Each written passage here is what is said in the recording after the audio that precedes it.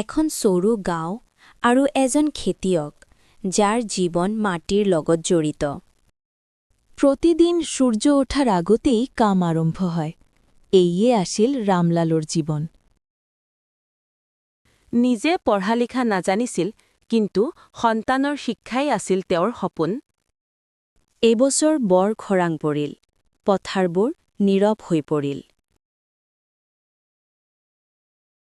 সকলোৱে গাঁও এৰি গ'ল, কিন্তু ৰামলালে হাৰ নামানিলে। পৰিশ্ৰমে ফল দিলে, ফচল ভাল হ'ল, ঘৰলৈ সুখ ঘূৰি আহিল। সূৰ্য উঠিছে, ৰামলাল হাঁহিছে, সন্তান স্কুললৈ গৈছে। যিসকলে আগতে হাঁহিছিল, আজিও তেওঁলোকে শিকিবলৈ আহে। খেতিয়কে কেতিয়াও হাৰে নোৱাৰে, তেওঁ কেৱল অপেক্ষা কৰে।